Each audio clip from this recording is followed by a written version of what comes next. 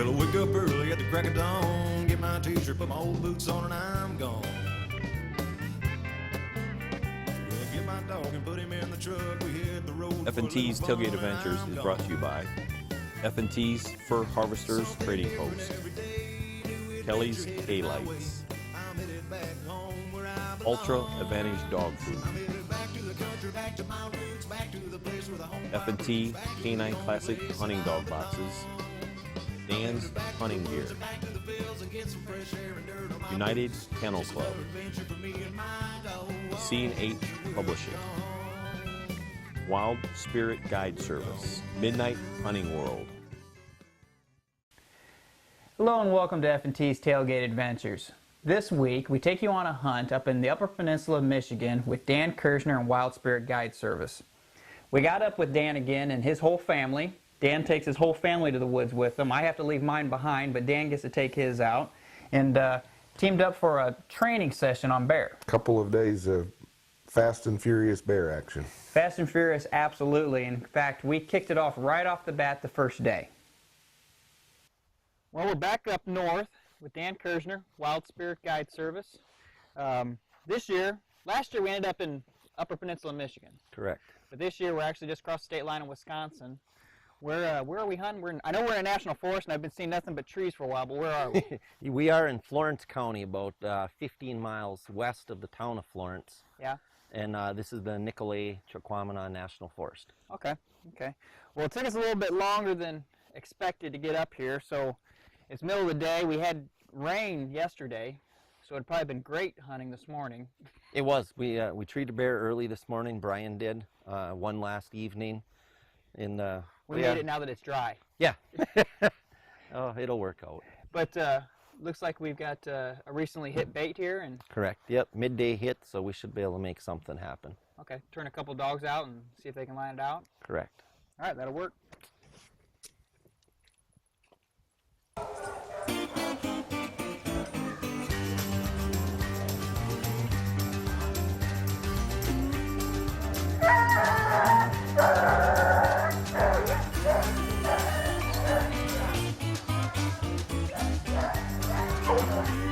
So Dan, it sounded pretty hot. Yeah, they went out of there pretty good. They're working their way west a little bit.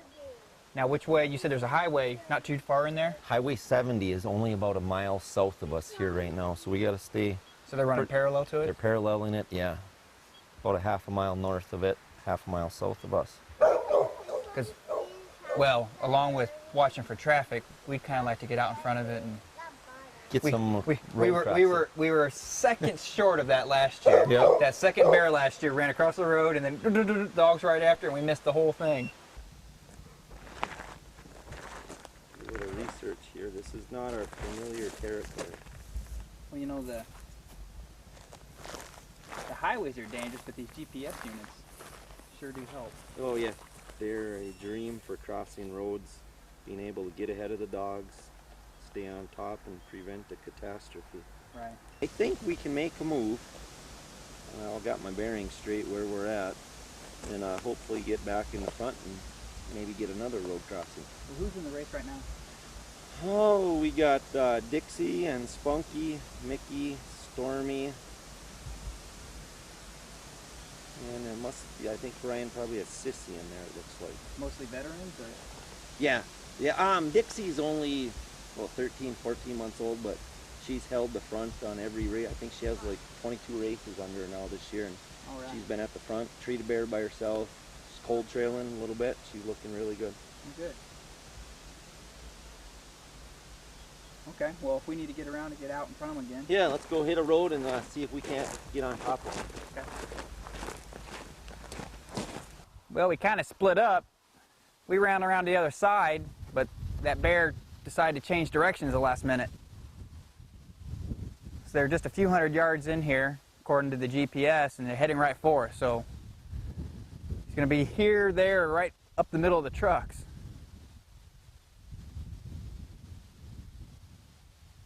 Behind us?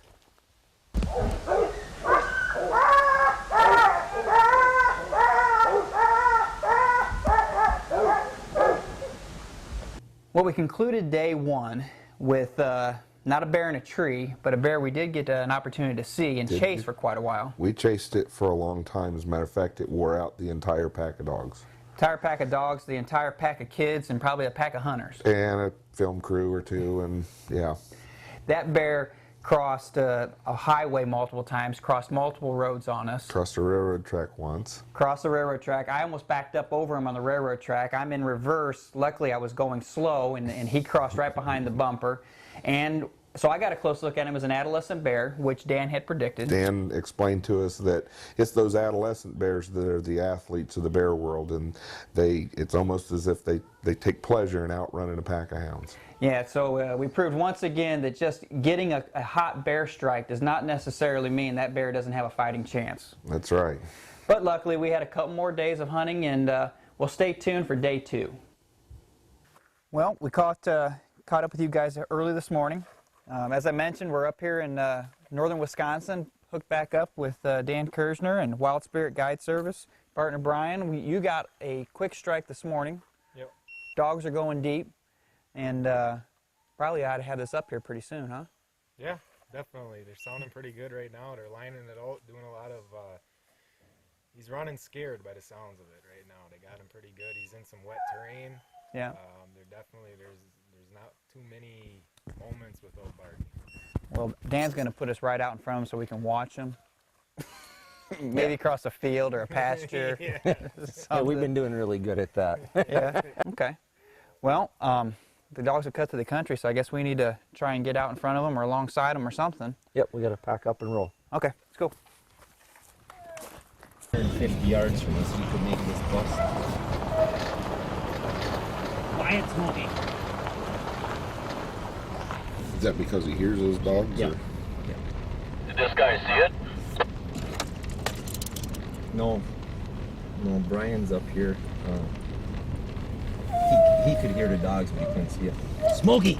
Shh! Bear behind you! Bear behind you! Just crossed!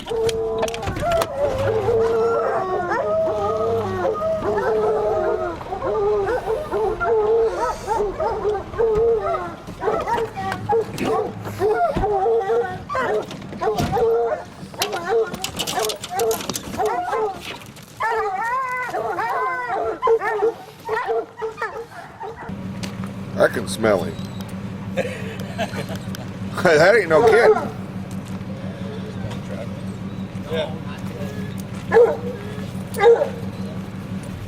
So Dan, are they treed? I believe so. What, did it go up too quick on those other dogs, or? Exactly. I think we put a fresh dump on them, Yeah. and I think the young dogs, they only went in about 400 or 500 yards, and they were so wound up, geeked up. Some of them turned around and came back down the back track. There wasn't the trail they were expecting, because No. there wasn't a trail anymore. No, they overshot it and just got all worked up. Yeah. Dogs were strung out and came back, but I think we got them. So what are we going to do, go down here and cut around the other corner? There's a little 2-track just up here they're only in about 500 yards, but I think that'll cut it down to about 200. So, All right, let's head around. all right. Well, we got back down around this trail. I don't know what it is. It was a way to get in here. Jonathan, you think Smokey's back in there now with him? Yeah. Okay. So they're not too much farther and go in here, and I ought to see a pretty good sized bear.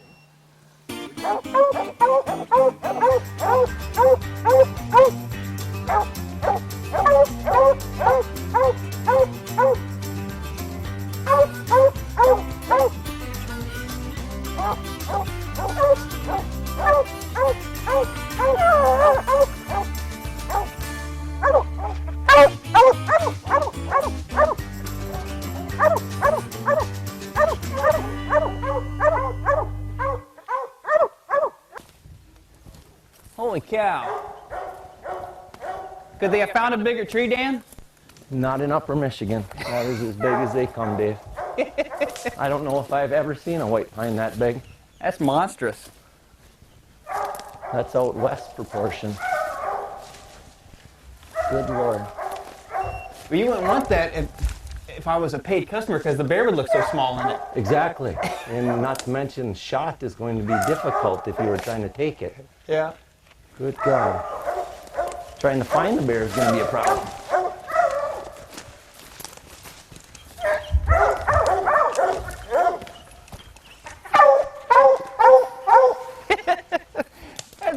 monstrous tree, man. But there's the bear. Yep.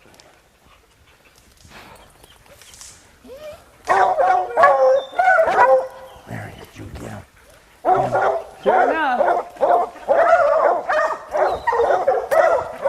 Where's he? Where is he?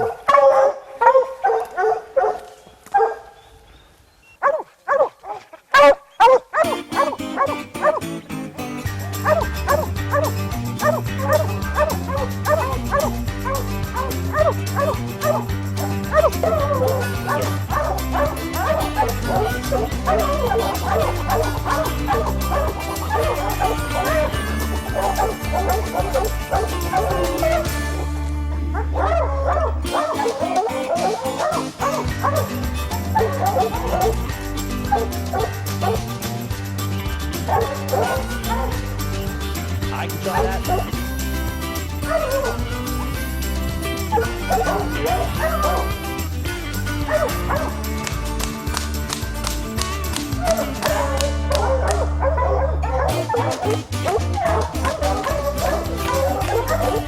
You want me to slow him down, Joe?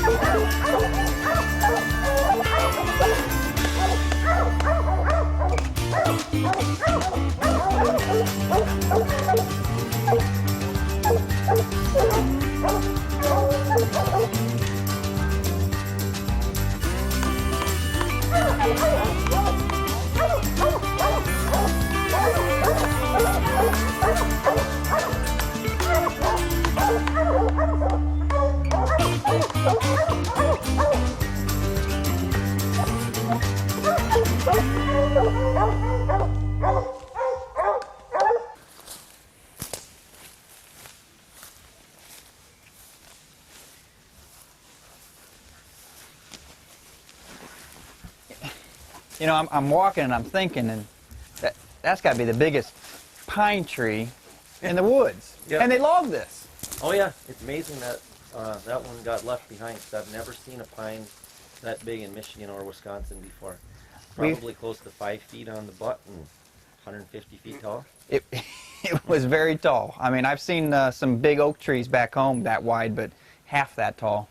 And the limb that bear picked was like a sofa for him. You know, he just sprawled out and didn't have to teeter or anything. No, he was so comfortable. It was very difficult to get him to come down and give us some decent footage. Yeah, we got him to, you know, move a little bit, but, you know, last year we were able to get those bear to come right down the tree, and that sucker's, he was practically snoozing up there. Yeah.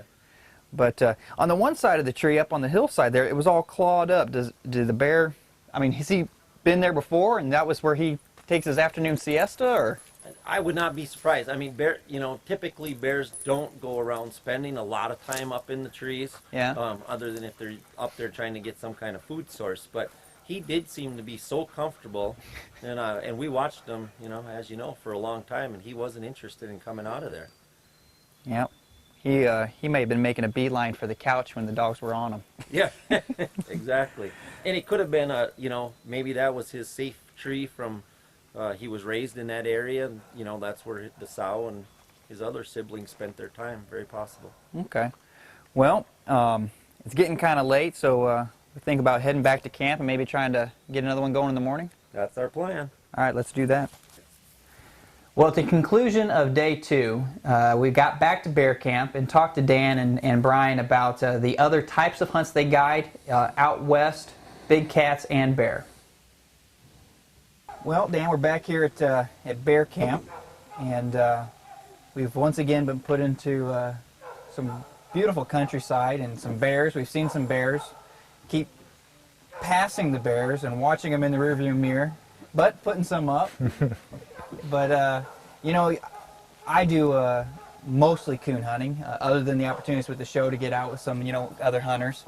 And but I know you guys did some coon hunting in the past, not now, but in the past. So, where did it begin? I mean, did it start with coon hounds with you guys? Did it start with big game hounds and you did both? Where did you start? For me, as Brian, we both started coon hunting not all that far apart, actually. There's some family ties here. His dad started hunting with me, Okay. or vice versa, and his brother. They kind of drifted off from it, but he became a little bit more hardcore. But yeah, I was a coon hunting fanatic at one time. It was, 5 nights a week, 6 nights a week, a lot of times, and eventually there was some bears that just happened to get treed in some of those Menominee County UP cornfields at night while coon hunting. Yeah. And that kind of tipped my interest to the big game thing. So you eventually transitioned to bear hunting. And when you transitioned to bear hunting, is that when you started doing the guide service, or was it a while thereafter? No, it took a while for everything to fall in place. Some of it was just being in the right place. Somebody came into town, heard that we had dogs, and we tried a little bit and had some moderate success, and tried a little bit more and found a lot of success. And it kind of gives us the extra resources to do as much hunting as what we have been doing and what we want to be doing. Yeah. Now last year we got the opportunity to go on a kind of a unique hunt. We did a Russian boar hunt with you, and I know you do that in the bear hunting, but you also do you guide for deer hunters as well. We do some deer and hunting, bobcat? turkeys, and bobcats. The bobcat hunting gives the dogs that extra cold trailing. Otherwise there's so many months out of the winter here that we'd be sitting idle, that we don't have anything to do. And we took up dabbled in cat hunting for a while, got much more serious with it the last decade, and it's been showing some reasonable success. It's been going pretty good. So Dan, you talked about coon hunting and then bear hunting and getting into bobcat hunting, but you've talked to me a little bit about that. That's not easy. You don't just decide one day, hey, I'm going to start hunting bobcats with my dogs. What does that entail? Of all the things that we've pursued with the dog, and I've done a good amount of lion hunting, hog hunting, bear hunting, bobcat hunting is something. I started at it, and I don't think I even liked it at the beginning. It became a challenge and a goal that I had to achieve. And you must be fairly driven to be pretty successful. The winter conditions, cold, icy water, there's a lot of things against you. And a bobcat is probably one of the toughest prey I think there is to pursue with a dog. Yeah. There's no doubt about it. Okay. Now, but I was surprised, and maybe it's just size. I mean, in my mind, the most difficult animal would be, like a mountain lion. I know you mountain lion hunt, but you're saying that technically a bobcat's harder to chase and tree than a mountain lion. Yeah, my experience is mountain lions it's fun, it's exciting, but the bobcat is a more formidable opponent. There's no doubt. They almost to the point, I believe, that there's some thought process that goes on while they're being pursued. You see them doubling back on their tracks, cutting small circles, letting the dogs get past, backtrack themselves. I mean, they really try to trip up their pursuer. I see. And I have not seen any other animals, do those type of things. They're in kind of a class of their own. Now, but you do some mountain lion hunting, obviously not around here, but you partner up with some people and mountain lion hunt out west? Yeah, we go out, Wyoming. I've hunted Wyoming, Idaho, and Montana. We like Wyoming the best, early December season. Generally, it's a family, little trip, or vacation. One of the locals from home come with us, and just to see what's going on in the Bighorns, and see some different, it's really different country from what we got here. Yeah. Well, this is mountainous to us people from Indiana, but you're certainly out in the mountains out there. So, walk me through your guys' year. Where's the season start and end? I mean, from January through the end of the year. Is it transitioning from cats to going out west, back to bear? What is it? That's about it. There's just transitions. There's really no end. No end? There's no end. You have to, even in the months where you can't run game and we don't have a lot of hog hunting going on, like May, June, and then it's just a lot of exercise on the four-wheeler. It really never ends. You're handling them every day. I mean, you got to work on handling, loading in the truck, walking without a leash, walking on a leash. Swimming. Swimming. Yeah. it doesn't end. I mean, if you want to continuously be successful, it can't end. It's not a tool. It's not a gun you just put away until season starts again. You know, and I think a lot of people that aren't houndsmen, don't understand the houndsman, they think it is a tool. They think it's a tool you take to the woods, just like your gun, Yep. versus your partner that you have to continue to keep in shape like yourself and keep in exercise and keep, you know, fine-tuned. So we hope to meet up with you guys again, next summer or possibly this winter for another bear hunt or bobcat hunt. But I think it's impressive. It's impressive to see the utility of the dogs and the versatility of the dogs, you know, in different game situations. And all in all, it was 2 exciting days with Dan. Once again, just like he hosted us last year, we got to see plenty of bear action. Got to spend a wonderful time with him and his family. Got to spend a little more time with Brian this time. Absolutely. You got to join us this time. Last time I we did. went with Wild Spirit Guide Service, you spent the time at bear camp I sick. was pretty sick. Yeah, I really was. But, you know, the hospitality that Dan has is just, you know, it's second to none. And you know, if you're looking for a bear hunt over hounds, I would certainly recommend Dan and Wild Spirit Guide Service.